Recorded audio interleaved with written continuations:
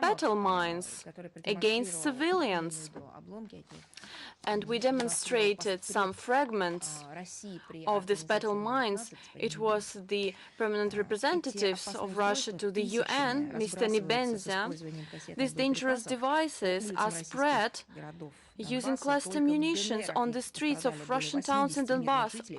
In the DPR alone, they have injured more than 80 civilians, including 4 children. I would like to stress that the use of battle mines is a violation of the 1997 Ottawa Convention on the prohibition of anti-personnel mines, as well as the second protocol of the Geneva Protocol on conventional weapons, which prohibits mines without self-destructors. So we are outraged that the DPR leadership's numerous appeals to the International Criminal Court remains unanswered. The Westerners' reliance on the ICC in Ukraine is an example of selective or politicized justice, or the lack of justice at all. The refusal of the ICC to consider numerous evidences of war crimes by Kiev and Donbass submitted to his office by the DPR authorities, as well as by victims and human rights organizations, is another evidence.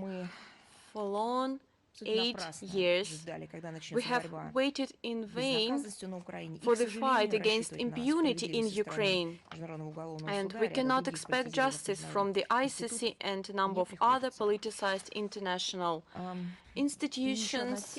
And another topic,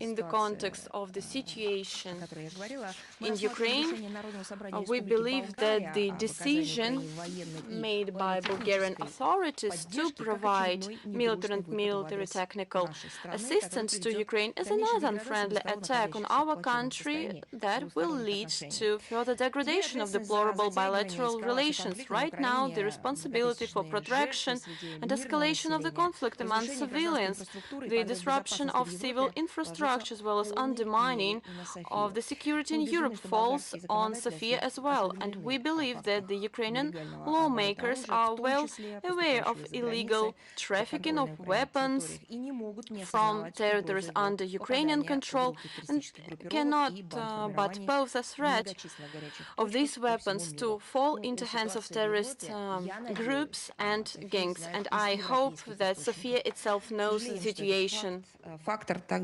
We regret that this factor has also been ignored. And a few words on the attempts of a number of unfriendly steps to create a quasi-legal mechanism to use frozen Russian assets to receive reparations from our country. A number of states have long tried to come up with such kind of a tool so they could get their hands on the frozen assets, but basically these are assets that they stole. And the West tries to promote this initiative at the United Nations platform. They developed a draft resolution and they intend to adopt it on the 14th of November in order to bring Russia to justice for alleged violation of international law in Ukraine, including human rights norms. I would like to disappoint the sponsors, the authors of this initiative, and to take them down a notch. For starters, their only goal is to get a political blessing from the General Assembly to bypass the norms of international and national law, namely the ones that are aimed at protecting the property of foreign assets, and this will be a flagrant violation of the state immunity and the principle of sovereign equality of states.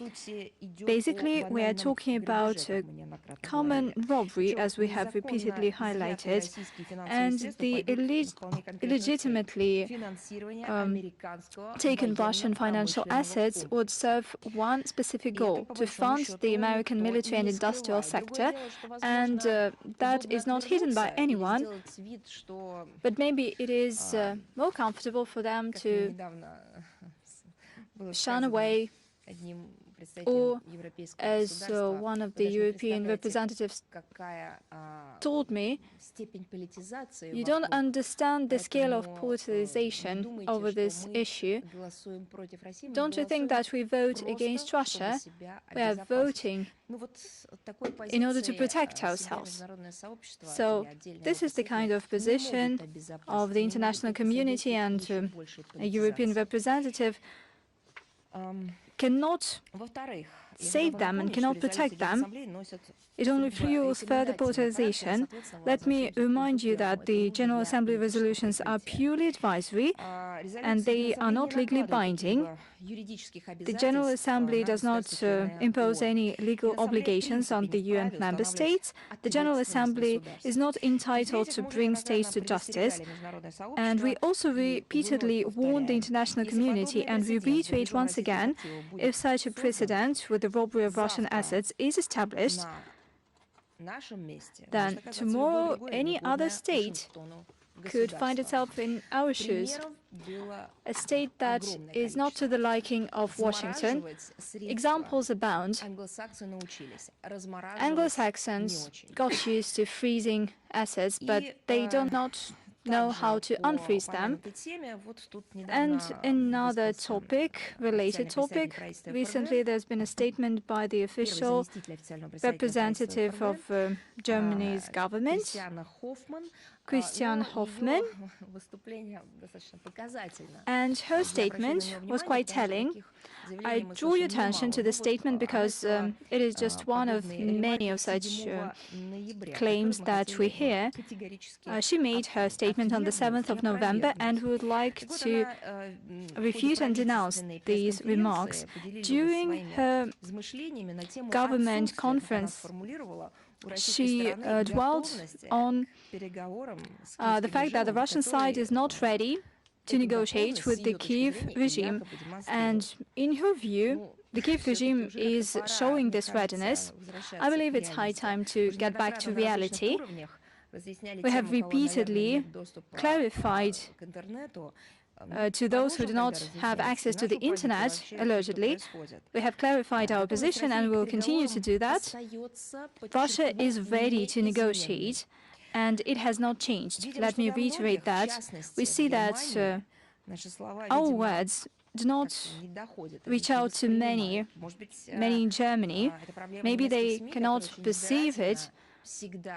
Maybe that's the issue with the German media, who are taking a selective approach when dealing with information. Instead of using its clout and its influence on the Ukrainian authorities, the German side, despite their own laws and rules that ban export of lethal weapons in crisis regions, they continue to pump Kiev with weapons systems, thus encouraging hostilities at all costs. Such steps show that Berlin is acting in accordance with the guidelines of the EU High Representative for Foreign Affairs and Security Policy, Joseph Borrell.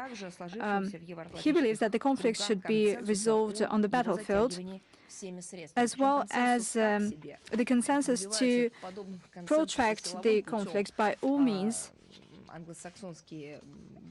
It is the Anglo-Saxon big brothers who are actually urging to protect the conflict. Ukraine withdrew at the behest of Western partners from the negotiating process that took place this spring and was quite gradual.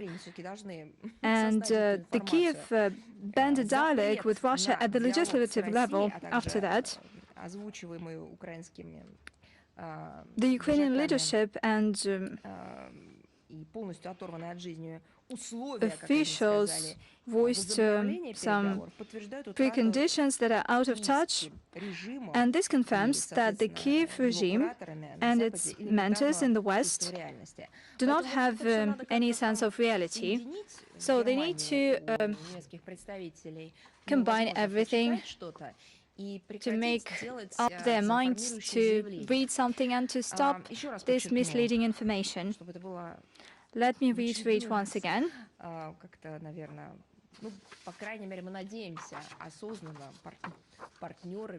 We hope that our partners, quote-unquote, could realize that we are ready for negotiations. We have never abandoned them, and we are ready to conduct these negotiations, taking into account the realities that we are witnessing as of now. Moving on to another topic on our agenda, a few words on the United States. Despite the fact that the first committee of the General Assembly adopted the resolution on the anti-satellite weapons, our position has not changed. We believe that the moratorium that was adopted by the White House on the test of these anti-satellite weapons is a purely declarative step. We have reiterated previously that the statements and draft resolutions alone are clearly not enough to prevent arms race in the outer space, especially for a country that since 2008 has been having the habit of destroying space objects by anti-satellite weapons. The thing is that the US can only keep silence on one thing, whether they are ready to rule out the combat use of such types of weapons.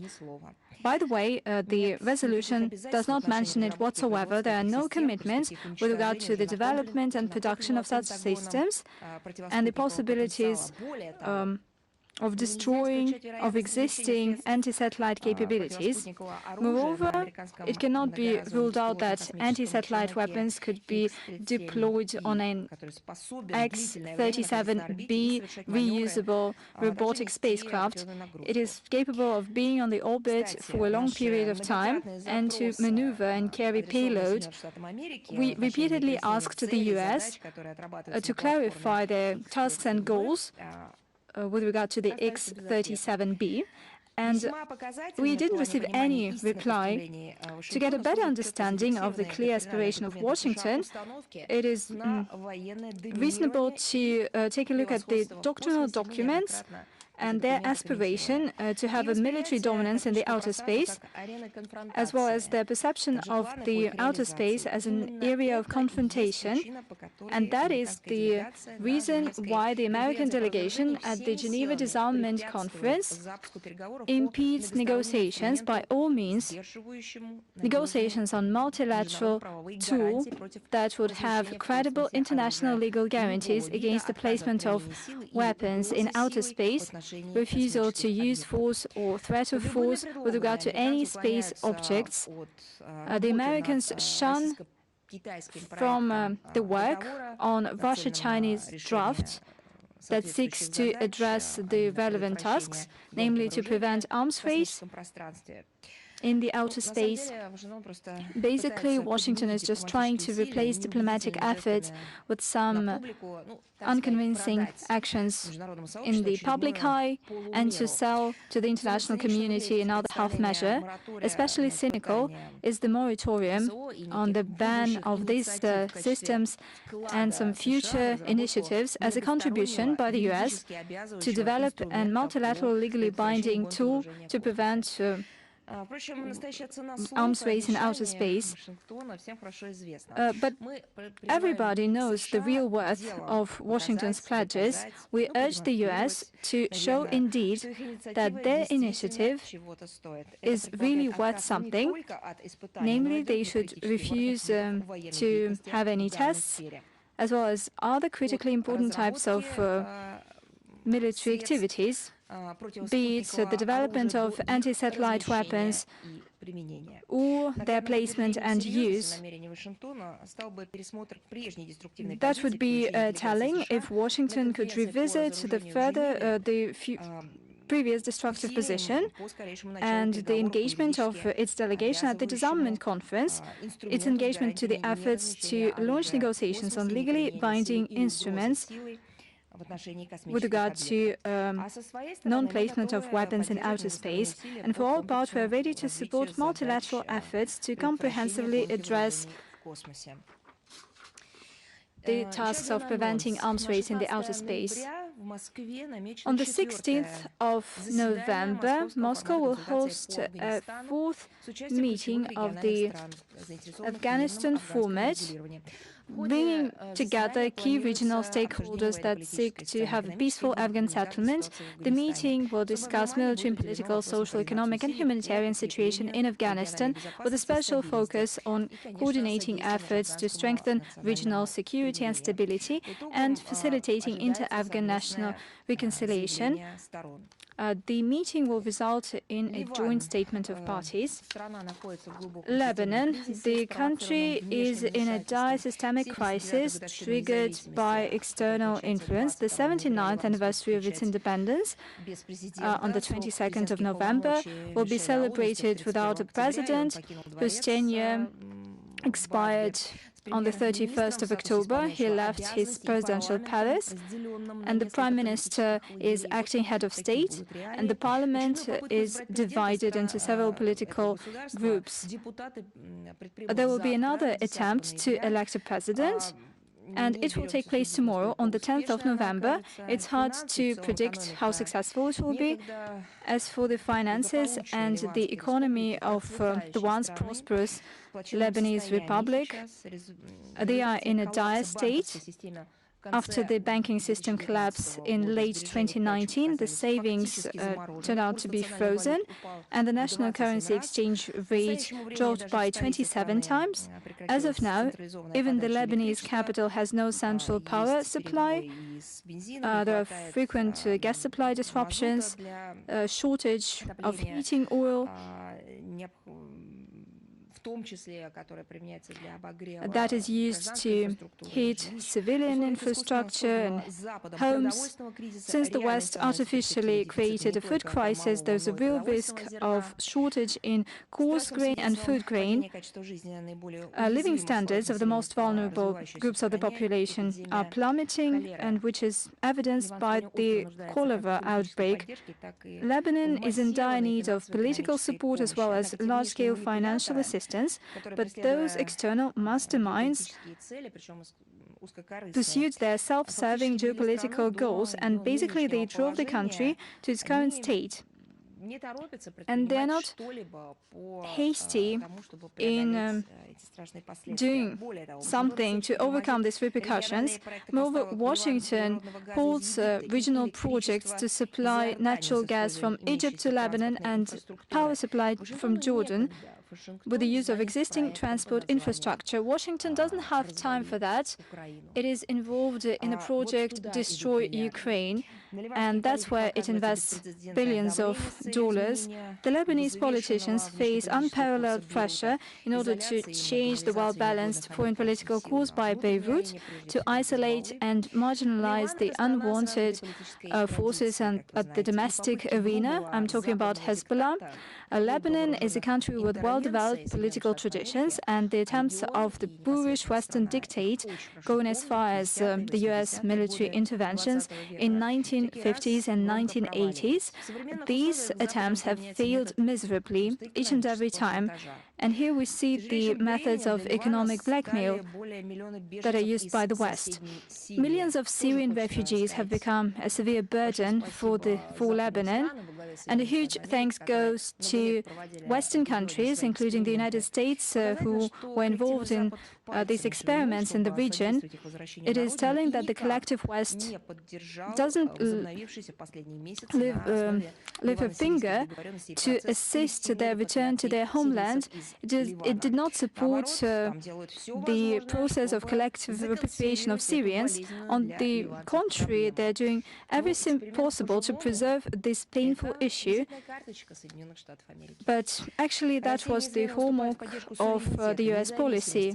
Russia has been supporting the sovereignty, independence, and unity, as well as territorial integrity of Lebanon. We believe that the urgent problems of national agenda shall be addressed without external interference, based on all Lebanese consensus that would guarantee the balance of legitimate interests of the leading political associations and religious groups.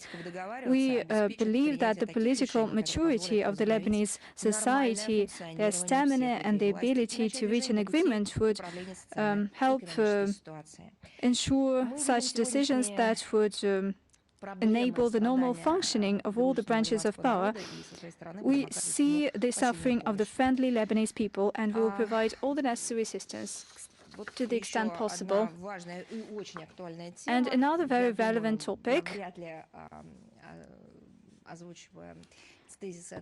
and probably I cannot answer all the questions when I voice these materials, but nevertheless, let us satisfy the information famine, so to speak, of those who are keeping their eyes on the Armenian and Azeri conflict. Today marks 2 years since the adoption by the President of Russia, the President of Azerbaijan, and the Prime Minister of Armenia of the statement on the ceasefire. And this step put an end to the bloodshed. It launched the normal, peaceful life in the region. The Russian peacekeeping troops, in line with this statement, are efficiently implementing the tasks at hand. They are making a significant contribution to stabilizing the situation and ensuring security in the region. This is appreciated by our Azeri and Armenian friends. The trilateral arrangements of leaders enshrined in their statements on the 9th of November 2020, 11th of January and 26th of November 2021 and the 31st of October 2022 laid the foundation for the comprehensive normalization of relations between the two states. The sectoral trilateral working group, co-chaired by Vice Prime Ministers, has done a great deal to unblock transport communications, and we are moving towards implementing specific projects in Southern Caucasus. In line with the leaders' decision on the 26th of November, we established the bilateral commission on delimitation of the Armenian-Azerbaijani border with the future demarcation with the consultative advisory assistance of Russia. And there is also a mechanism which is of crucial importance to stabilize the situation in the border. We are closely coordinating with our partners when it comes to the peace treaty. Russia actively participates to build trust between the peoples of Azerbaijan and Armenia, to develop dialogue between representatives of these countries. Russia will continue to provide all the necessary assistance to Baku and Yerevan in order to ensure peace, stability, and prosperity in Southern Caucasus. I understand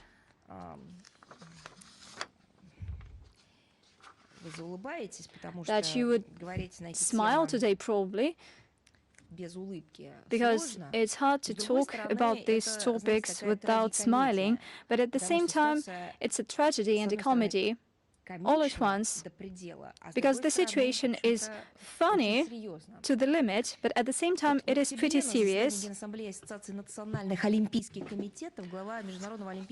head of the Association of National Olympic Committee, General Assembly, Thomas Bach, stated that the 36th Summer Olympics of 2024 to be held in Paris, and I quote him, will be the first Olympic Games with full gender parity.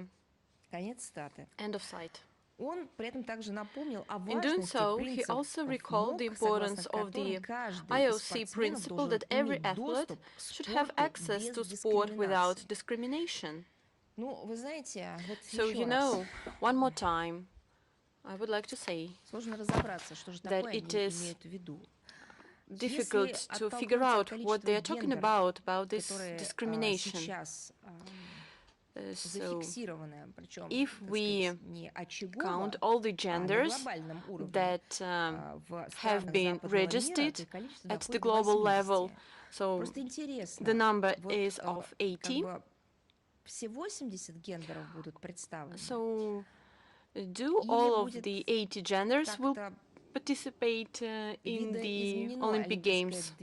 Or maybe the Olympic Games will be changed and will be divided into groups and smaller groups, or people will be enlisted in these groups because of their sexual appearances. So, you know,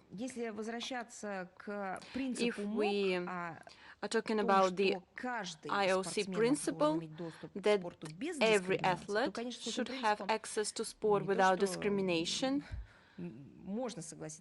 So I believe that we should agree with this principle, especially in conditions when the unfair decision of the IOC and a number of international sport federations, Russian athletes were excluded from legitimate participation in many significant sport competitions and championships, as well as the Russian Federation was deprived of the opportunity to host a large number of competitions.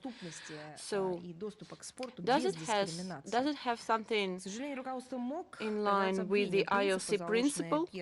Unfortunately, the IOC leadership has forgotten the principles laid down by the organizer of the modern Olympic movement, one of the main motives of which was sport beyond politics.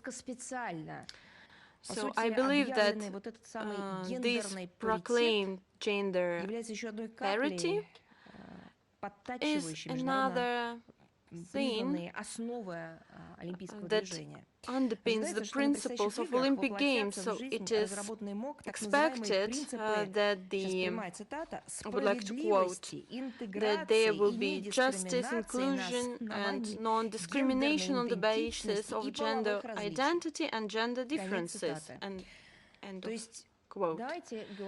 So let's call a spade. We are witnessing a neoliberal transformation of world sport, abandon of traditional values, and the imposition on the global community of a new normal. But in fact, it is not normal. It is not natural in sport. Right now, can I answer a question? Have they asked everyone if the Western community cares about these traditional values? So I would like to ask about the number of countries and about their opinion. What does the population in this country think about these processes? But they didn't ask anyone. They impose it through elites. And such innovations threaten the existence of women's sport. And a lot of athletes are talking about it, because right now sex-swapped men who have a clear physical advantage will be allowed to participate in the competition. So what kind of fair play and access to sport without discrimination was Thomas Bach is so concerned about? Can we talk about right now? So, you know, I'm not a specialist in this field. I'm a person who follows this issue. I'm an observer, and I have a question. The theme of doping is over right now, isn't it? So when the Russian athletes were excluded from championships and events because they win these competitions, and the European, Western athletes do not want Russians to win, and that is why the theme of Russian doping has already been neglected. And in this regard, I have a question. One more time. A question from an observer.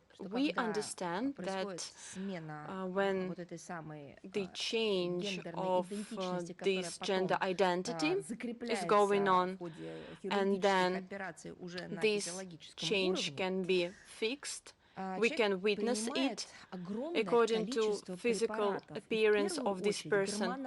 This person takes a lot of pills on the basis of hormones and other medicine. I would like to remind you that Maria Sharapova, outstanding tennis player, was downgraded because she took vitamins that were free. It was very easy to get this medicine from drugstores. And then they decided that this medicine was prohibited. And we do not know who took this decision, but they decided it so. And right now, these people who changed its sex, right now they are taking a lot of pills, a lot of medicine. And what about the tests? What about the probes of doping? Are they going to bring a paper, a medical paper that they need this therapy? But can we allow them to use these pills and at the same time take part in the competition? Is it okay? For our part, we would like to emphasize that sport shouldn't become a field of notorious experiments, and it is a part of experiments, of global experiments on the mankind at all.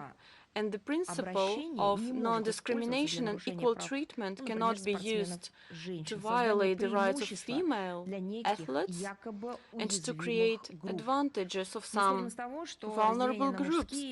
We proceed from the fact that the division into men's and women's competition remains the only fair standard for competitive sports, and we believe that the idea of preservation of purely non-politicized sports movement is shared by most countries of the world and will find expression in the new forms of organization of international sports competition. I would like to say one more time that the International Olympic Committee should consider the global opinion.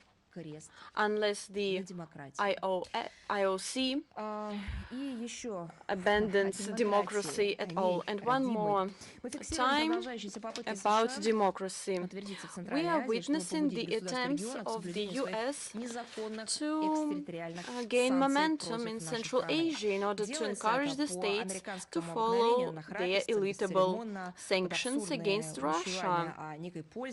They are doing so in a brutal manner, with absurd standards, and of course we are following the increasing number of trips of US experts that are promising assistance and launching of promising projects for Central Asian countries. And all these projects are of anti-Russian sentiment.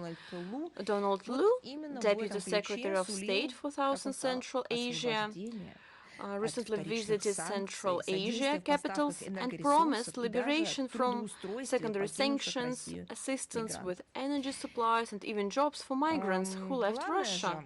And the main topic as a refrain was a thesis that America is capable of becoming a profitable alternative to Moscow and Beijing. So the most important thing is that those who are going to host these guests, they should remember the story about Pinocchio. How Pinocchio was robbed. And our partners and allies in Central Asia, as well as our neighbors in Afghanistan, remember how the Afghan epic ended, and how Americans wreaked havoc there. These experiments to impose democratization, on which Washington spares no money, preparing the ground for color revolutions, demonstrating good intentions. So Washington is intended to turn independent countries into obedient satellites in order to submit them to neo-colonial dictatorship, allowing them to pump resources and impose the notorious Western values. But Russia respects the countries of Central Asia. We are acting transparently for the development and economic prosperity of our countries. The relations within the framework of the CIS, the Eurasian Economic Union, the CSTO, the Central Asia plus Russia format are sadly expanding, despite the attempts to undermine or destroy the situation carried out by friendly countries led by the United States. And right now, let's talk about cinema. A film There's a famous film that will be interesting for those who are interested in soft and hard power of Britain. I'm talking about a film that was broadcasted on the NTV channel, England and Russia, Deceit Without Love. So it is about Russian-Britain relations from the times of Ivan the Terrible till now. It includes materials from the Central Archives of the Ministry of Foreign Affairs of the Russian Federation, as well as from the Central Security Service, the Foreign Intelligence Service, the National Archive from Great Britain. So it also includes rare materials and news reels with the comments made by outstanding diplomats, historians, both Russian and Britons. If you have missed this film, you can watch it on the NTV channel, and the link is on the Russian Foreign Minister website. So the first episode is about provocation. That London has been staging for many years. For example, the first episode shows the attempts either to explore or to mine the ship that Khrushchev used to visit London. And it is of clear political aim, and it leaves no doubt about the British trace in the last terrorist attack in the Black Sea. Moreover, it relieves the subversive activities of Great Britain against our country. For example, the deal of Lockhart. It was a British attempt to instigate counter-revolutionary coup in Soviet Russia in 1918. So the project was called Undermining Russia, and I'm going to provide further information as well as a link for this project. And today at 12:30 a.m. Moscow time, the second episode will be broadcasted, and we're going to provide the link on the Minister of Foreign Affairs website and as well as in Telegram channel. The film, Hitler's British Roots, is about how his rise to power in Nazi Germany was received in Britain. And here I would like to spoil this information because it was received with understanding and with approving. So I recommend you to watch this film. You will see how young Queen was praising Hitler. It is no fake, it is a fact. The film also shows the tremendous efforts that Britons took against the Soviet Union. The links of the chain will include the Hitler's policy of appeasement, as well as the Munich Agreement and the mysterious arrest of Rudolf Hess, Hitler's right-hand man. So it will be broadcasted today on the NTV channel on the 9th of November this year. The German authorities decided to open an exhibition and educational platform, the Documentation Center, Second World War and the German occupation of Europe. So the Russian Foreign Minister then published a relevant comment on it. On the 5th of April this year, Germany released an official concept of the future activities of this so-called Documentation Center. The Russian Foreign Minister asked the experts of the Institute of the General History of the Russian Academy of Scientists, as well as the Russian Historical Society, the Russian Military Historical Society, and on the basis of the assessments provided by the scholars, many of whom participate in the work of the Joint Commission to study the recent Russian-German relations. Then the Russian Foreign Minister issued a memo And this memo was sent to Anna Baerbock, the German government commissioner for culture and media, as well as to the heads of the German Historical Museum in charge of the creation of this documentation center. And as of today, Germany has ignored our appeal. In this regard, we urge you to think about historical realities rather than opportunistic consideration. And another historical topic, from the 19th to 23rd of November, Volgograd will host the 17th International Film Festival History Together, named after Vladimir Menshov. It is the largest review of documentary filmmakers, bringing together experts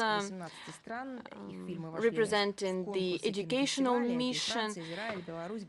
Foreign directors from 19 countries such as Argentina, Greece, Finland, Israel, Iran, China, Serbia, Bosnia and Herzegovina, Georgia, Armenia, Belarus, Latvia, Kazakhstan, Kyrgyzstan, Uzbekistan are expected to participate in the film competition.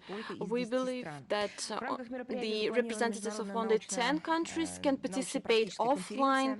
The event will include international scientific and practical conference, packed competition program, including thematic blocks on Second World War and the Great Patriotic War, and the number of Russian and foreign films has already exceeded 150. For example, we should pay special attention to the program called Actual Donbas, about hostilities and people living in the armed conflict. It is symbolical that the core of this festival, that is the preservation of historical truth about the Great Patriotic War, is held in Volgograd, a hero city forever enshrined in the history because of the feat and sacrifices of Soviet soldiers in the Battle of Stalingrad.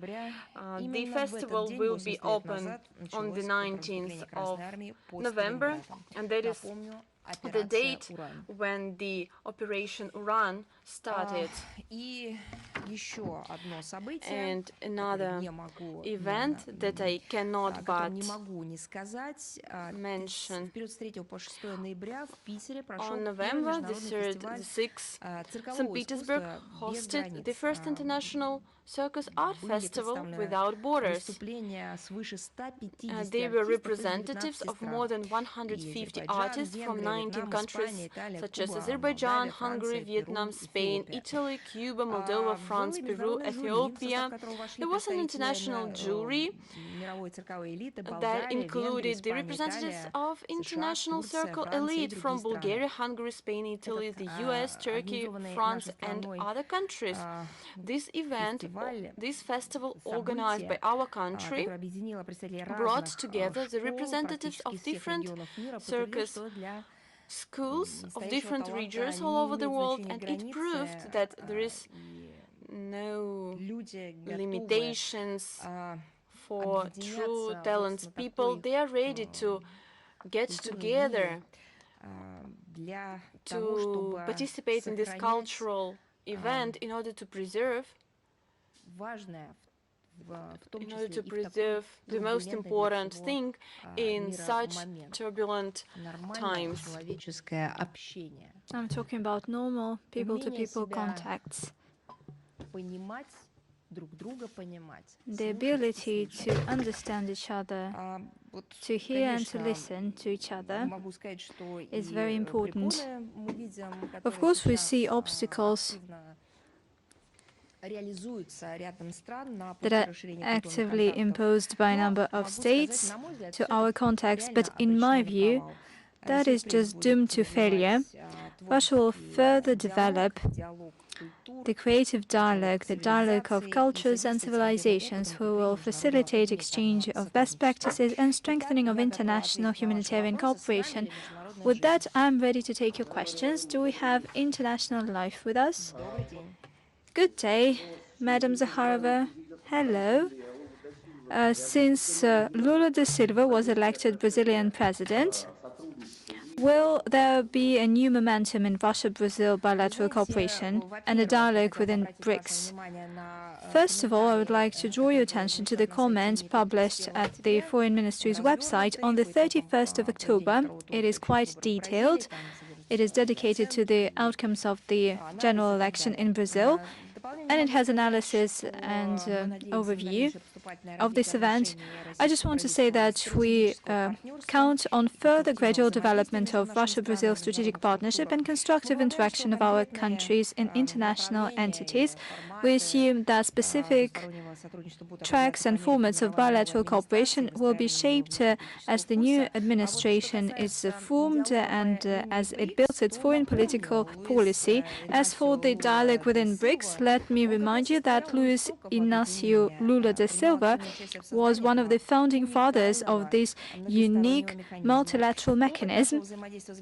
As for our experience of interacting with Brazil within the BRICS format, it shows that the Brazilian administrations have been always advocating cooperation on all major tracks: policy and security, economy and finance, culture and humanitarian contacts, and we assume that this position is not prone to foreign political or external political situation, because the Brazil's participation in BRICS meets its national interest and the role of one of the leading actors in the international arena as an emerging developing economy. We expect that such an approach will be preserved after Luis Inácio Lula da Silva comes into office. Thank you. If I may, I have another question. Lately, there have been fake news, including at the level of US officials, on alleged supplies of North Korean artillery munitions to Russia so that they could be used during the special military operation in Ukraine. How would you comment on this topic? Indeed, we saw such statements by John Kirby. We also heard Ned Price saying that Washington has additional plans to impose some extra sanctions against Pyongyang.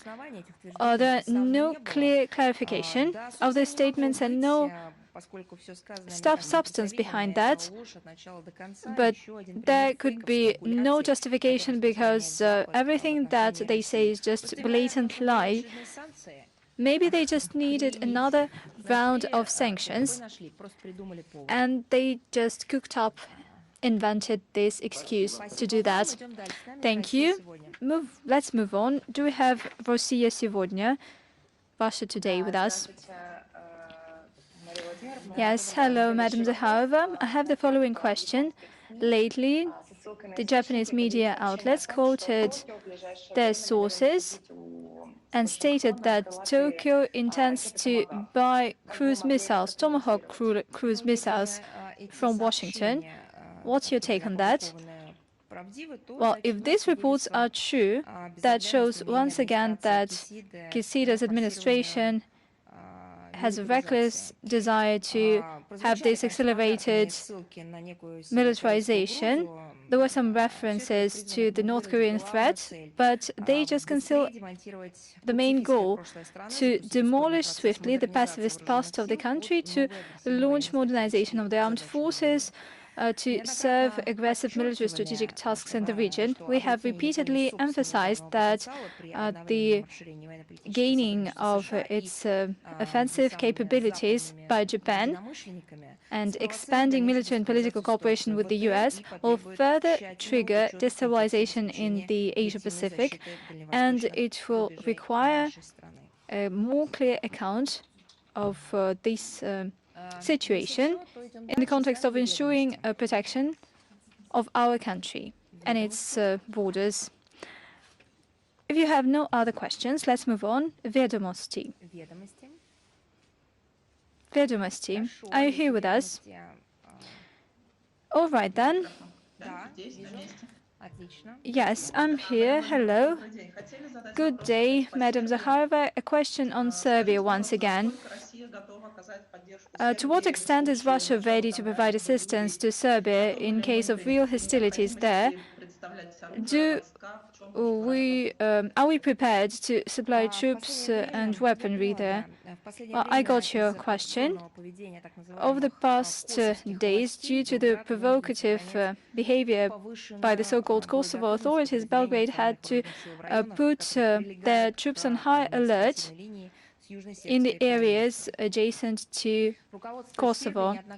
The Serbian leadership has repeatedly claimed that it is resolved to take all the necessary measures to protect compatriots that live there. The West is directly responsible for the ongoing situation and for the behavior of its protégés in Pristina, and so far it has done nothing to ensure progress in the Kosovo settlement. And by the way, this Kosovo settlement should take place in the form of a dialogue. Let me emphasize once again, that is not happening, and hence Kosovo is encouraged to resort to more harsh military actions. At the same time, the Serbian side is blamed in advance. We strongly support Belgrade's commitment to address the Kosovo issue by peaceful means based on the UNSC Resolution 1244. We know, judging by our own experience, that the military scenario in the Balkans could lead to disastrous repercussions. That is why it is the task of diplomacy to seek mutually acceptable solution. Let me reiterate once again, a special responsibility for the outcome of negotiations between Belgrade and Pristina lies on the European Union. In 2010, it was called a mediator by the General Assembly. It is dangerous to ponder on other options for settlement. It would only impose some unfair, humiliating models that would give rise to another spiral of conflict. Let me just add a couple of words.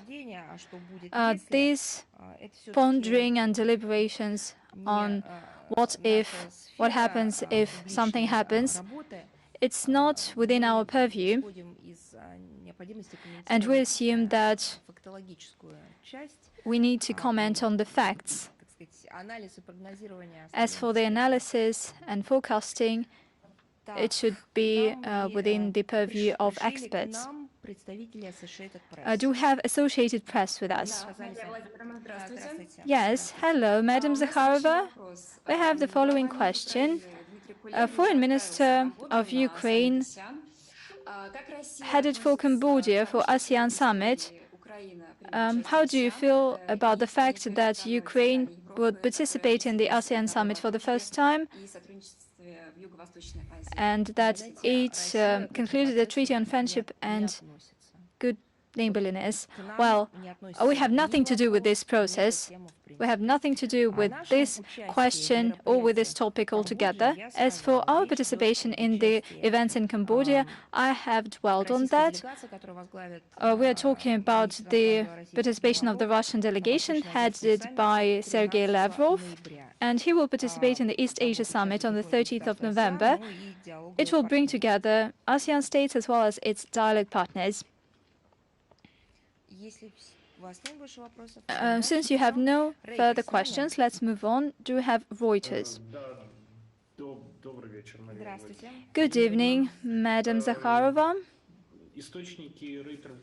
Reuters sources in the U.S. State Department claim that over the past months, Russia and the U.S.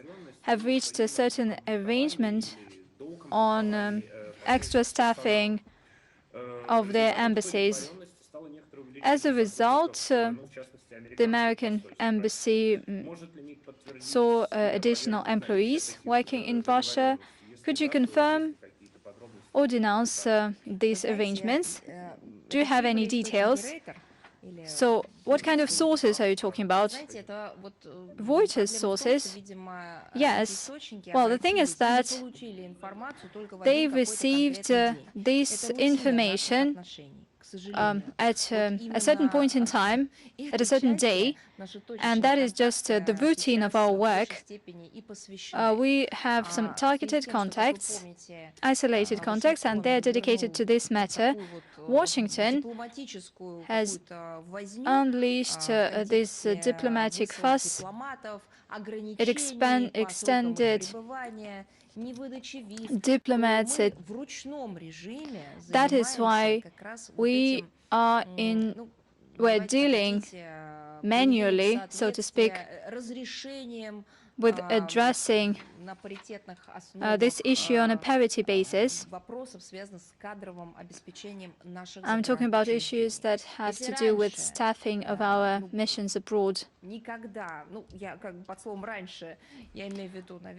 the past, previously, I'm talking about the situation 10 years ago, so back in the day, there were just general arrangements on the number of diplomatic employees, technical employees, and the like. There were no detailed solutions of the kind of matters. How many employees will come to our country in this specific month or year? It was not happening in the past, but now it is a routine, and it is something, not a pleasant situation that we have to face due to the Washington's policy. So please tell to your sources or a journalist who has a contact with these sources that this is a daily work, this is a work in progress. What diplomats would replace other diplomats, and what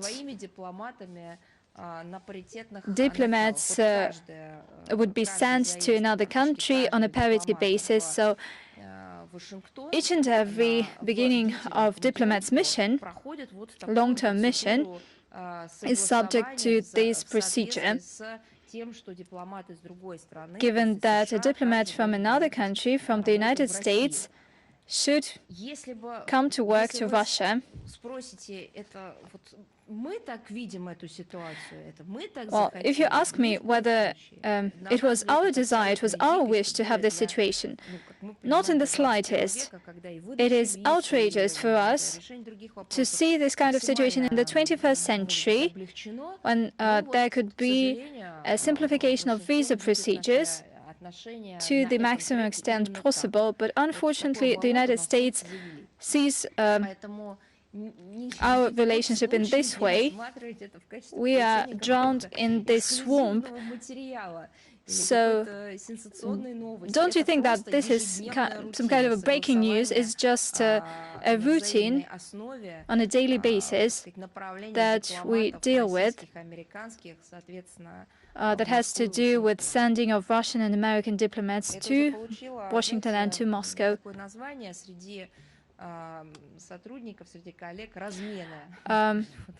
So we have a certain term among diplomats, an exchange, when we agree on the timeline, on the dates of the mission and the diplomatic position. So this is a manual procedure. Okay, I got it. Well, it's good that you got it, because it's impossible to understand that. It's just nonsense. This is absurd. I can't recall anything of this kind happening in some point in time in the past. Indeed, there were some stop lists in the past when a country didn't want to see a specific person in its territory, maybe an official, for certain reasons, but these were just isolated individual cases. It was not systemic, but we are witnessing this situation currently, and that is caused by the American position. Do you have any other questions? Yes, I have two other questions. I would like to go back to the publication by the Wall Street Journal earlier this week. It stated that the U.S. National Security Advisor, Jake Sullivan, had had his meetings with the Secretary of the Security Council, Nikolai Patrushev, and the Foreign Policy Advisor, Yuri Ushakov. And the goal of negotiations, according to the Wall Street Journal, is to protect from the escalation risk. The State Department gave no comment, and I would like to ask you, can you confirm these contacts? Well, first, we have these isolated contacts with the United States. And secondly, every agency and ministry comments on contacts, telephone calls, meetings at its own level, if it deems it necessary. Third, at the level of heads of foreign ministries, there were no contacts of that sort, so I have nothing to comment. As for the other agencies, you can ask them, or maybe they provided the relevant information in this regard. And certainly we factor out contacts at the level of embassies. This is the work in progress. And last question that has to do with the START treaty. According to sources close to the State Department, there are no full-fledged negotiations on the START treaty. At the same time, there are contacts on mutual inspections. So such contacts do take place, and can you comment on that matter? We saw different messages in this regard. We saw media reports stating that Russia withdrew from the New START treaty. Let us wipe it out altogether. It was not about Russia's withdrawal from the New START treaty. That's the first thing. Secondly, we have not ceased the professional dialogue with the American side. We exchanged documents, and we have a dialogue on other existing channels. Namely, soon there will be another session of the Bilateral Consultative Commission on the New START treaty. So it would not be right to talk about some kind of a negotiating process. It's not a negotiating process, it's just a practical work, constant work on the whole range of issues that have to do with the implementation of the treaty. Russia-US interaction is taking place by the exchange of the relevant notifications on the changes in the capabilities of both of the sides. Russia has specific claims with regard to the US and how it treats its obligations under this treaty. We intend to raise an issue, the long-standing issue about the withdrawal from accountability of dozens of bombers and submarines. According to the American side, they are re-equipped and they are not capable of carrying nuclear weapons. The Russian experts should have an opportunity to ascertain it. There is no clarity in this matter, and that is unacceptable. Our country continues to strictly abide by the New START treaty. Currently, Russia temporarily withdrew its START capabilities from the inspection activities under the treaty until the technical impediments are alleviated due to the US anti-Russian restrictions, and they impede inspections on an equal footing.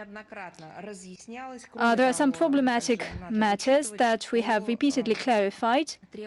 At the same time, some aspects should be clarified. I'm talking about inspections that have to do with the pandemic, with the COVID-19, and in this area, not everything has gone back on track. That's it. Thank you. Do we have Moldova, the TV channel Publica TV? Yes, we are present. Good day. Ms. Zakharova, in November, Gazprom unilaterally said that it is going to reduce the gas supplies by 15%. Official Chisinau representatives believes that It is a political pressure that Russia uses to change Moldova's European course. First of all, how do you explain the reduction in gas supplies? And does it have something in common with political issues such as the Moldova's European policy that we pursue? And the last phrase, could you repeat it, please? Does it have something to do with the European course of the Republic of Moldova that the Moldovan authorities proclaim and pursue? And we have repeatedly stated that all the issues of the gas supplies to Moldova are purely commercial and fall under responsibility of the Gazprom company. So we believe that you should address this issue to the colleagues, and they do not spare efforts to answer quickly your questions. But the Prime Minister said that it was a politically motivated decision. Right now, I'm not talking about your authorities. I'm talking about you, about journalists. For example, it is my recommendation for you to send your question to Gazprom. And right now, as for the attempts of Russia to allegedly use gas supplies as some kind of energy weapon, but I believe that it looks like a nonsense.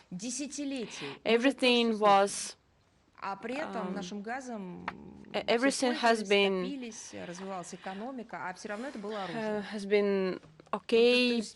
It was peace for more than 10 years when Russia has been supplying gas and other energy resources. Right now, I'm talking about the situation that has existed for decades. I'm not talking about the events 50 years ago. Right now, I'm saying that we have been supplying gas to Moldova, to Europe for the last decades, and we have repeatedly heard that it is our Russian energy weapon, but everyone has been using this energy weapon, calling it weapon. So it is very interesting. It is a very interesting position. So when this so-called poison when you lack this kind of poison, you demand more and more supplies of this poison. I'm not maintaining a dialogue with you. I'm trying to answer your question. If you have other questions, you can send them to me, and I will respond them via written form.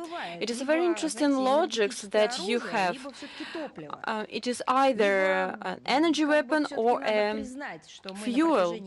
fuel resource, but we should acknowledge that for many years, and still, we are a reliant gas supplier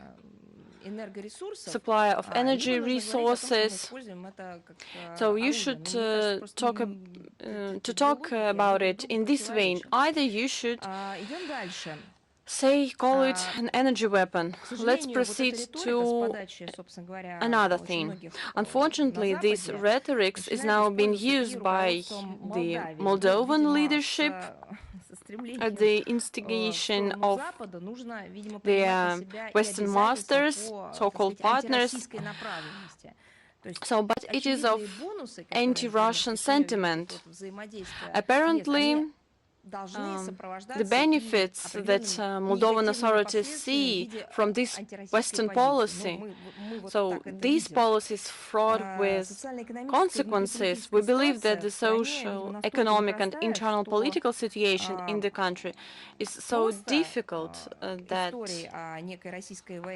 these stories about so-called Russian military threat is no longer enough to divert attention from citizens from the pressing problems. And let's move to gas supplies. In October 2021, the contract for the supply of Russian gas to Moldova was extended on the most favorable terms for Moldova. And it was even confirmed by the Moldovan authorities. After that, the Moldova gas company repeatedly violated agreements on payment terms for the gas supplies and asked Gazprom to relax contractual obligations regarding the volume of supplies.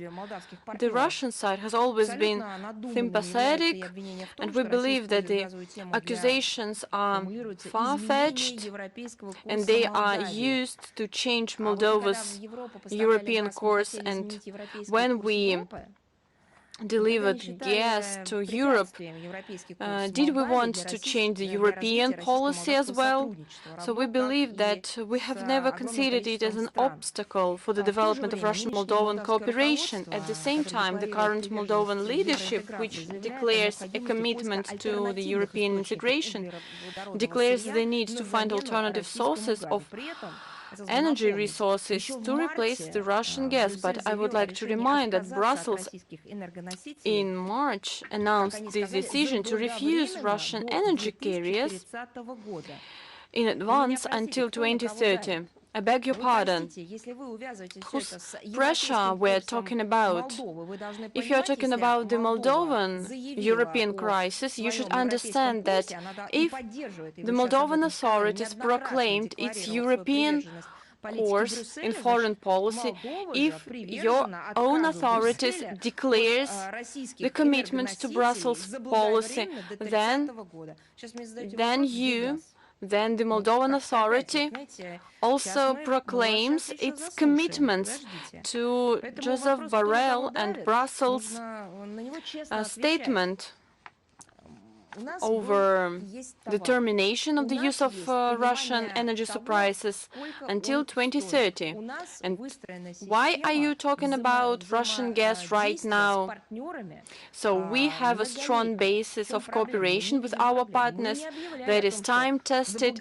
We did never announce that in advance until 2030 everyone should abandon the use of Russian resources. No, on the contrary, we are ready to make deals with our partners to fulfill the contractual obligations, and we hope that in the future Moldova will refrain from politicization of its interaction with Gazprom and fulfill its obligations under the gas contracts on time. I would like to remind you that it is a contract. So you have another question, I believe. Ms. Zakharova, right now, the Russian side is waiting for Moldova to fulfill its obligation, but Gazprom reduced its gas supplies by 50%.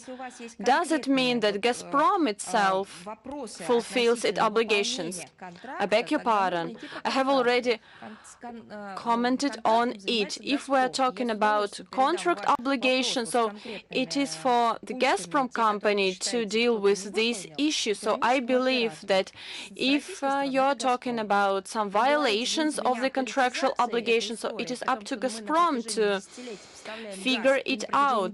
But you shouldn't accuse Russia that has been supplying energy resources, Russian gas, for decades. You shouldn't blame Russia for carrying out a terrorist attack on the Nord Stream 1 and 2, because it is nonsense. I beg your pardon.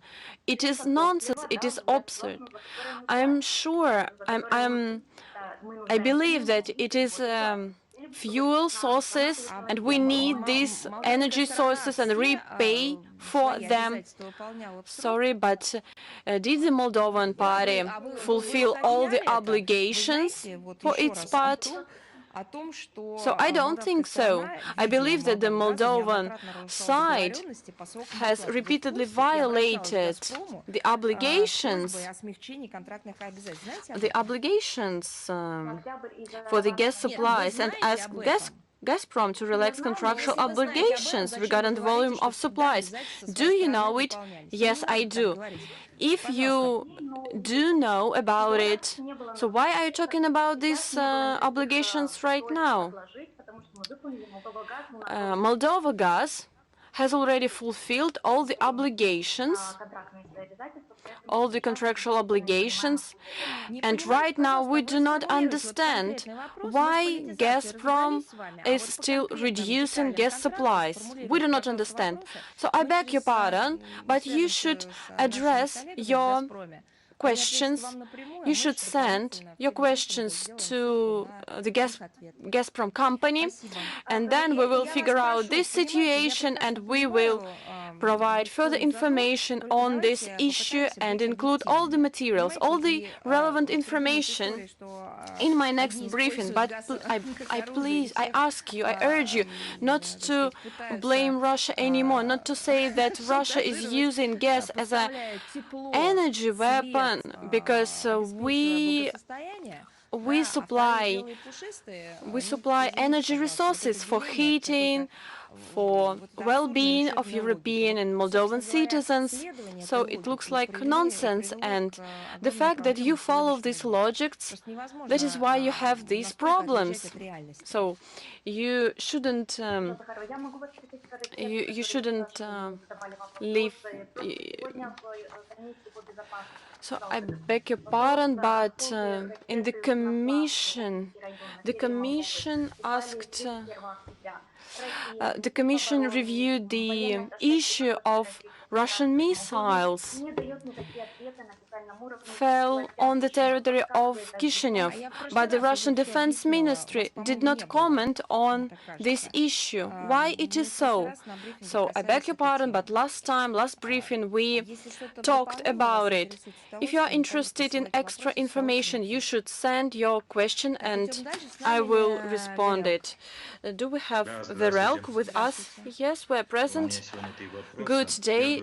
Today I have 3 questions for you. The first one, how would you comment on the outcomes of the talks in Washington between the foreign ministers of Azerbaijan and Armenia? Can you say that the sides have chosen a settlement under the auspices of the western side of Russia, given the planned meeting of the 2 leaders in Brussels in November? Judging by the statements made by the both countries, at the meeting of the foreign ministers of Azerbaijan and Armenia, mentioned by you, the exchange of views on the preparation of a peace treaty continued. So I believe that they will follow this commitments. I would like to remind you that in the joint statement of 21st of October this year, the heads of state stressed the importance of preparing a peace treaty between Baku and Yerevan in order to achieve sustainable and long-lasting peace in the region. For our part, we will provide all possible assistance to this process, and regarding Russia's role in the settlement, even at the Sochi summit, the leaders reaffirmed their commitment to these trilateral agreements.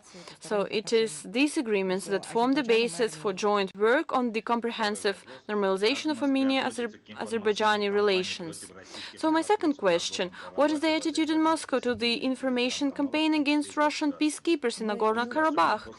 In Azerbaijani media after the trilateral meeting in Sochi. So you know that any propaganda or destructive campaign, both political and media campaign, so we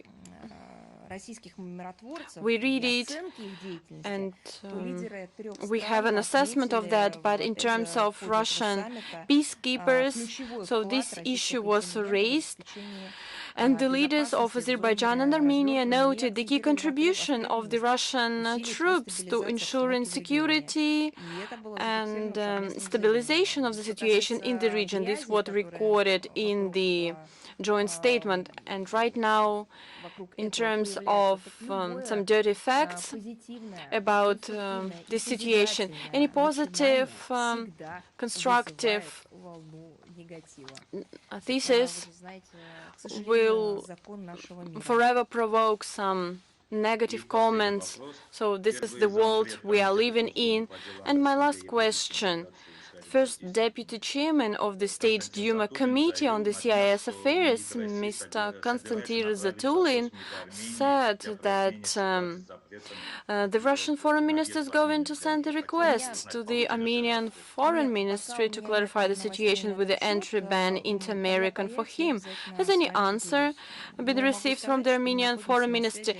So, regretfully, we have never received any answer, but when we get it, we will provide further information. But right now, at this moment, we do not have any information on it. Do we have the portal newsroom with us? Yes, we are present. Good afternoon, Ms. Zakharova.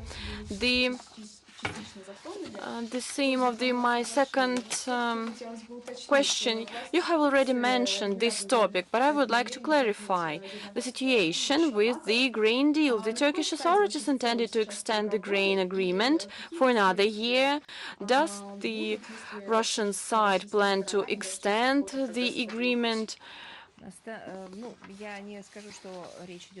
So I cannot say that we are talking about negotiations. So you are asking about Russian attitude to the extension of the Great Deal. Right now we are considering this fact. But as you know, Russia resumed its participation in the agreements on the export of grain from Ukrainian ports. But this deal includes two parts. This is a package deal, and all these talks,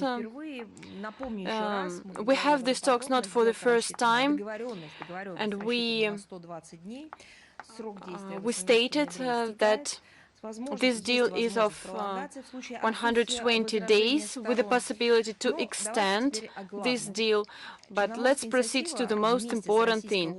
The Black Sea initiatives with the Russia-UN memorandum on agricultural products and fertilizers, they are two integral parts of a key package deal proposed by the UN Secretary General. So it was implemented in order to improve the situation on global markets. So we believe that companies, it is not for companies to provide fertilizers and goods.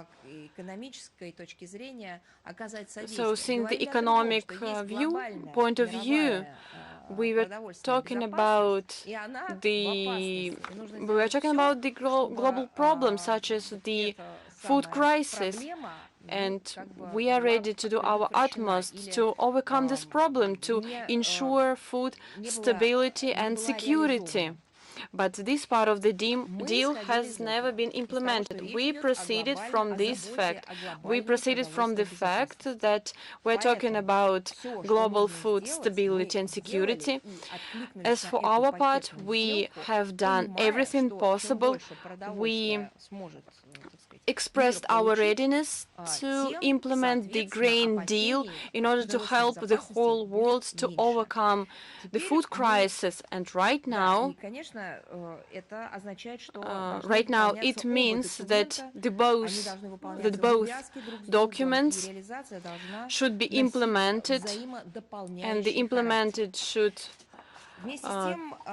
complement each other. With that in mind, we are obliged to draw attention to the second part of the deal. It's the second part, but it's equally important. Washington and Brussels made various statements that Russian fertilizers and food is exempt from sanctions, but at the same time, our producers and suppliers face difficulties during their payments, insurance, freight, and it went as far as the free of charge provision of fertilizers and grain to the countries in need is something that was blocked by the Western capitals. So we're talking about the profit by American, by British suppliers and producers filling their pockets.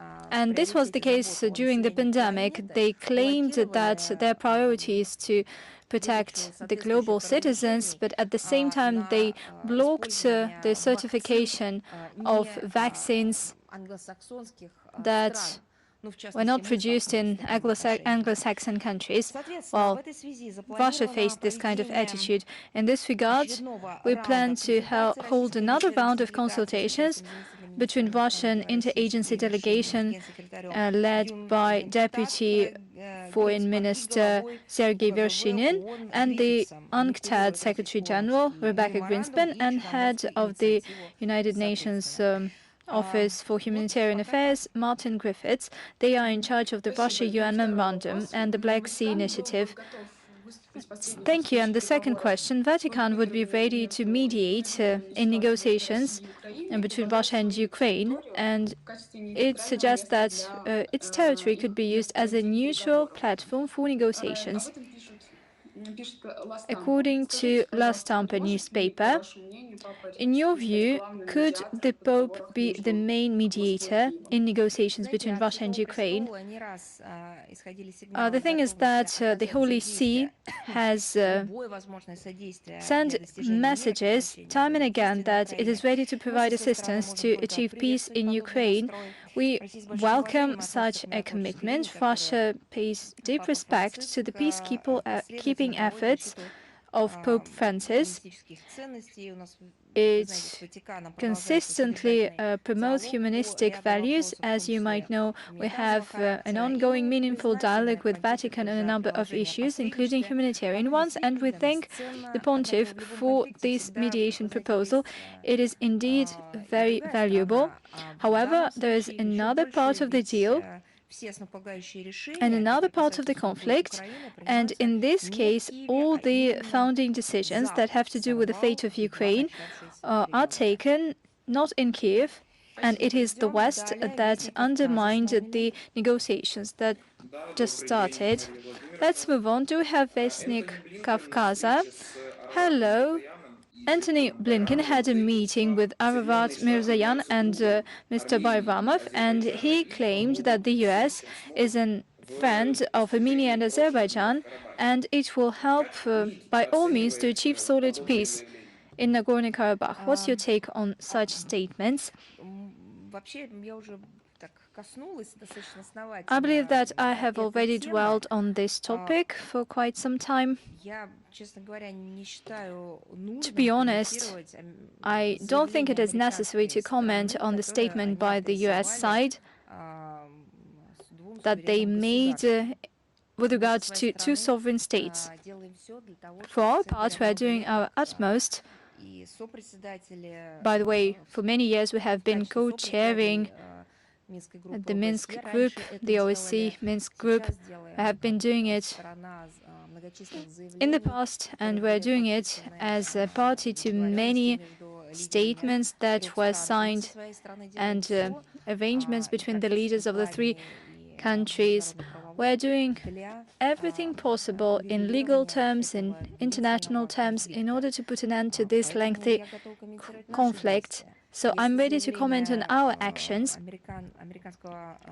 As for the statement of the US Secretary of State, it has nothing to do with us, and let somebody else comment on this, be it the US or Armenia or Azerbaijan. Well, as for good intentions by Washington, it raises a lot of questions because they promise a lot, but they do not much. And there's always a hidden agenda behind their promises. Washington has quite a lengthy track record of good intentions and good deeds. They cannot show in practice what they pledge. Thank you. Do you have CGTN? Hello, we have 3 questions today. On the 7th of November, in a video address to the Climate Summit participants in Egypt, Zelensky came up with 5 conditions for peaceful negotiations with Russia. At the same time, the White House asks the Ukrainian authorities to publicly show its readiness to negotiations with Russia. What is your attitude towards the statements by the US and Ukraine? Judging by your quote, Washington pledged to do this one thing. We can go far here, and it's time for the Kiev regime to decide. Either it is independent in some cases, or they can only show something at the behest of Washington.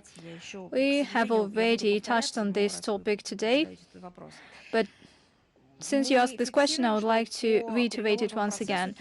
We note that when it comes to negotiations, the Ukrainian regime takes an odd position. In February, Kiev initiated the negotiations and it participated in several rounds. And after that, it eliminated its negotiators. It initialed a document in late March in Istanbul, which shaped future arrangements. After that, all of a sudden, the Kiev regime halted this process, and it did not respond to our proposals, the proposals which came as an answer to their proposals. This was made at the behest of Anglo-Saxon mentors. They are not interested in achieving peace in the world, in particular in negotiating processes to this end. Later on, the Kiev regime started stubbornly denouncing the idea of a dialogue with Moscow as some kind of a notion, and the pinnacle came when Zelensky issued a decree on the 30th of September that stipulated that it is not possible to hold negotiations with the president of Russia. According to the media, we see that under the US pressure, the Kiev regime has to use and capitalize on the topic of negotiations, but at the same time it launches some preconditions. I think that everybody should ask a question: what does Kiev want in the context of negotiations? Do they want peace? Are they ready to resume negotiations that they halted? Or is it just some empty words? Or is it all about Washington's pressure? Is it their strategy? Let them decide, let them answer. Or are we just talking about another trick by Washington that they use to curb the dissatisfaction of their society over excessive spending to the Kiev regime? At the same time, we can't help noticing what is happening in this negotiating context. Washington and its allies, NATO allies, continue to pump Ukraine with weaponry that only protracts the conflict, and it could hardly show the real interest of the West to settle this conflict by political means. Midterms in the US Congress took place. Experts believe that if Biden loses its control over Congress, it could scale down the supplies of weapons to Ukraine. Do you agree with us with this opinion? And how can these midterms influence the policy of Washington with regard to Russia? These midterm elections confirmed that the US is divided, is split, that it has an electoral process that is archaic, The voters do not trust the results. They believe that it is rigged. There were a lot of scandals and outrageous stories around the presidential campaign in 2020, and we can state with confidence that this election is yet another manifestation of a dire civil conflict in the run-up to the presidential campaign in 2024. We have no expectations or illusions whatsoever. There is a pure anti-Russian consensus, and we cannot expect any beacons of common sense among the American establishment.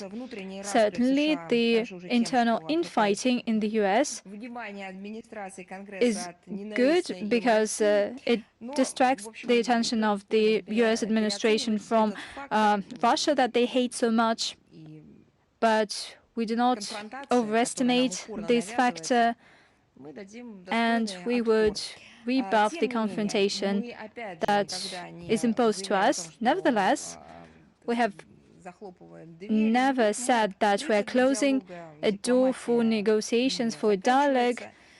A dialogue and diplomacy still lives on.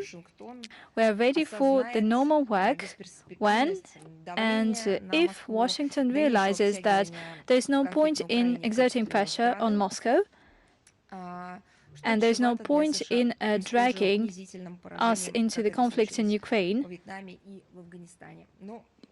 That could lead to a humiliating defeat, as was the case in Vietnam and Afghanistan.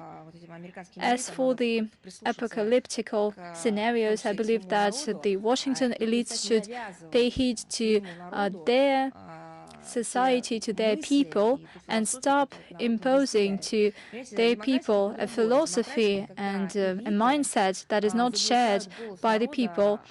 The establishment is loud and clear in their assurances, but that is not about democracy. Democracy is about paying heed to the concerns of their people and their ability to turn these concerns into real action.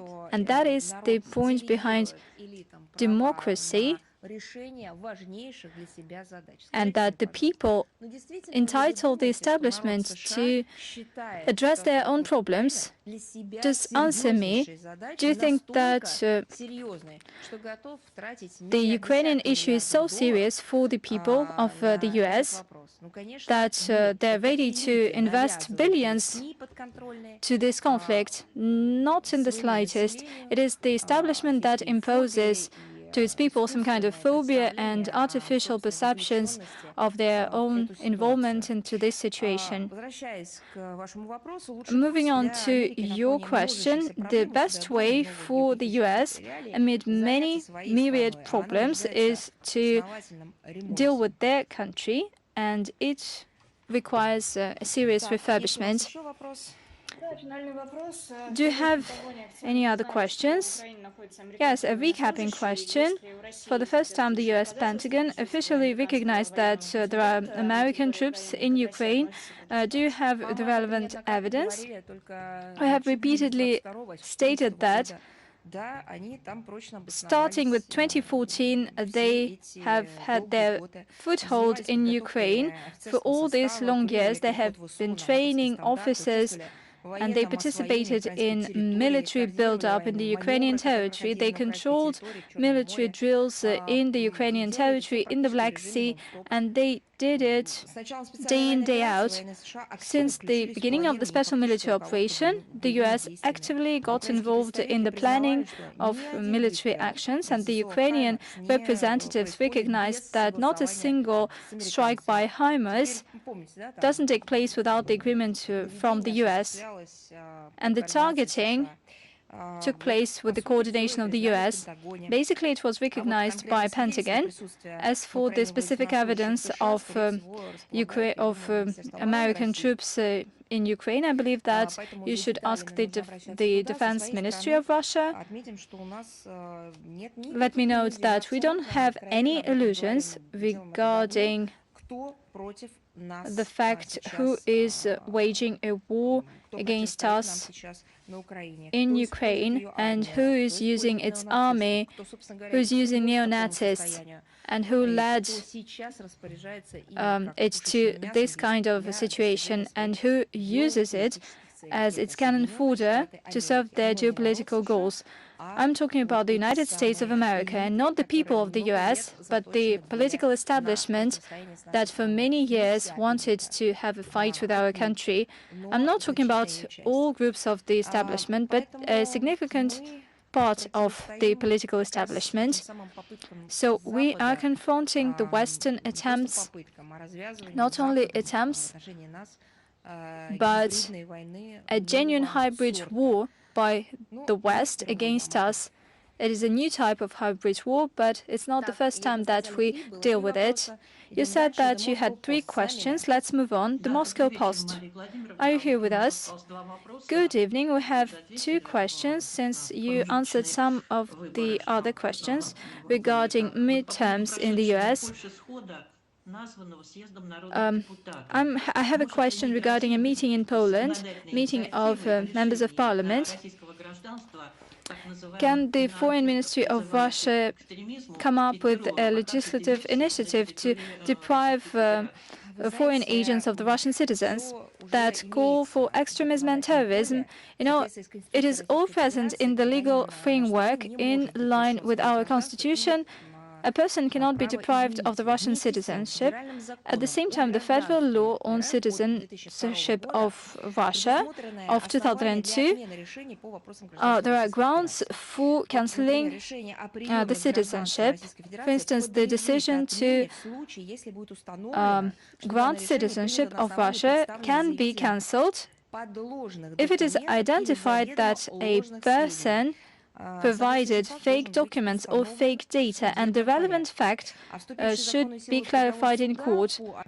As for the court's ruling, since a person has committed terrorist attacks, then it is also considered as fake data that is presented by a person applying for Russian citizenship.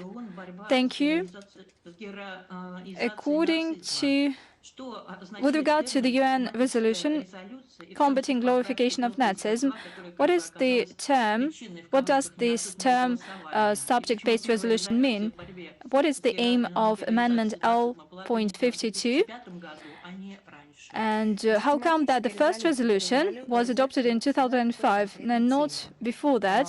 So when we talk about subject-based resolution, this resolution is dedicated to a specific topic, for instance, racial discrimination, xenophobia, and so on. There could be a resolution on climate change, on human rights, and so on.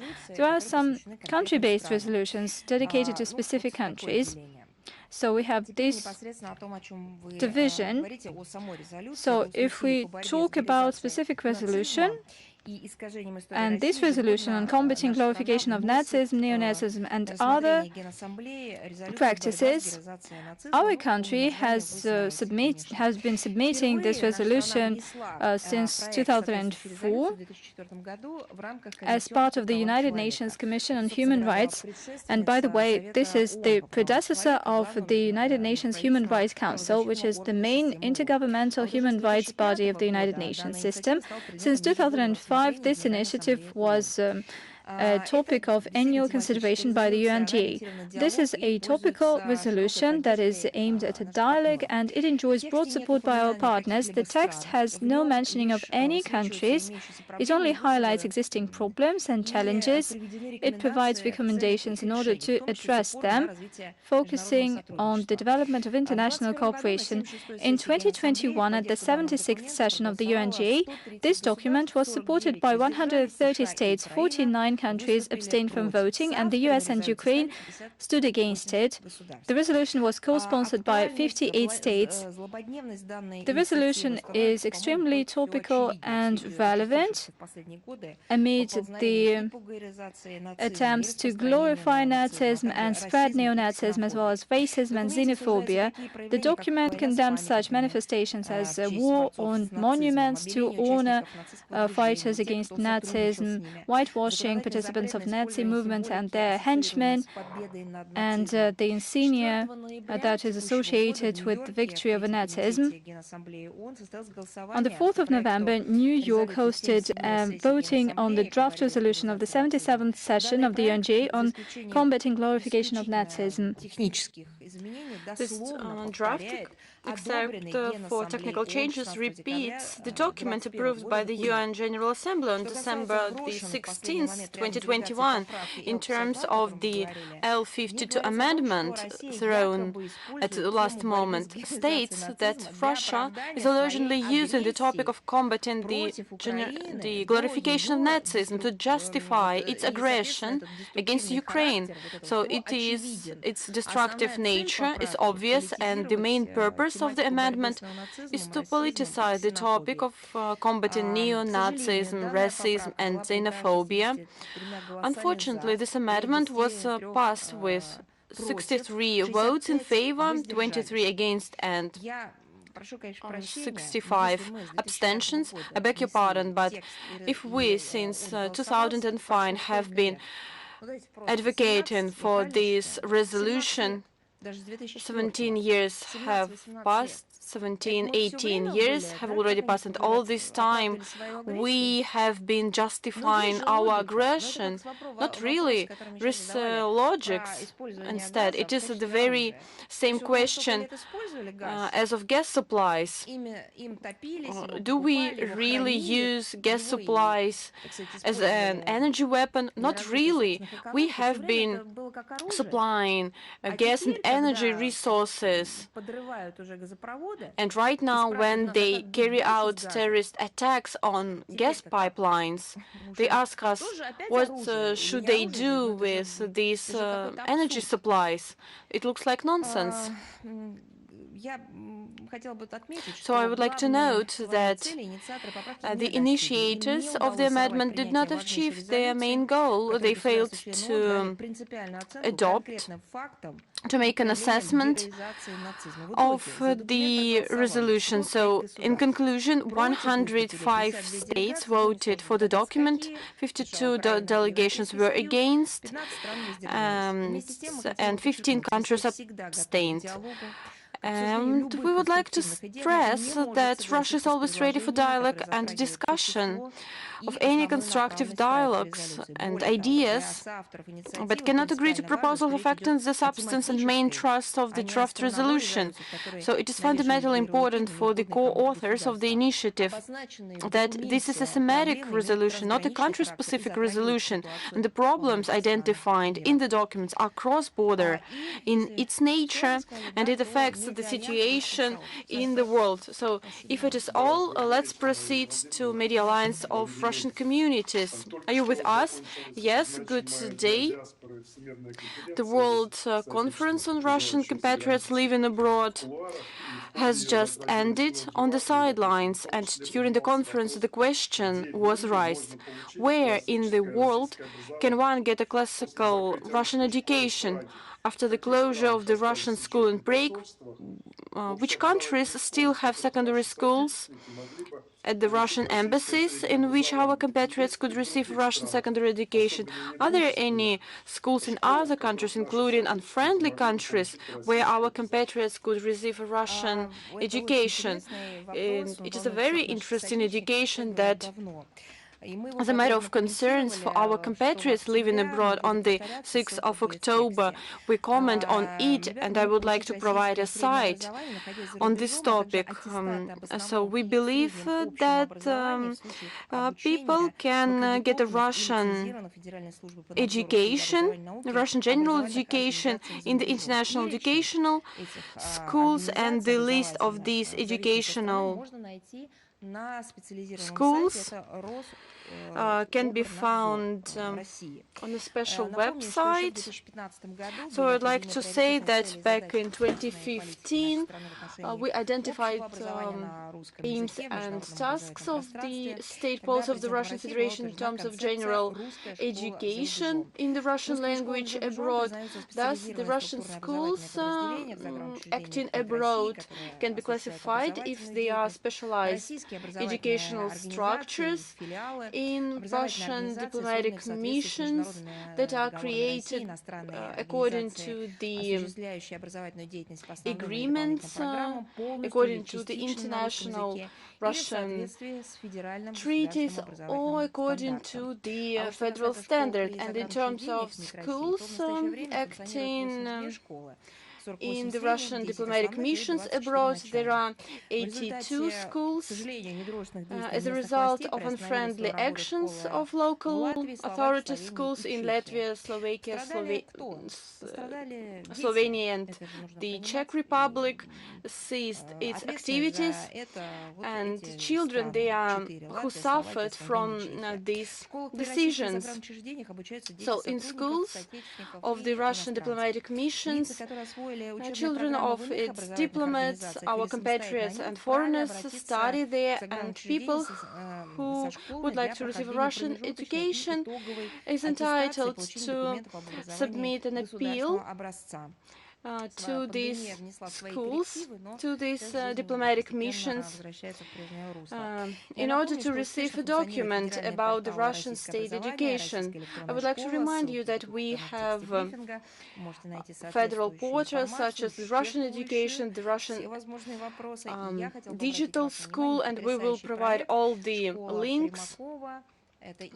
For example, a good project I have in mind, that is a project of the school of Primakov that not long ago was visited by Russian Foreign Minister Sergei Lavrov, and we have amazing pictures of this visit.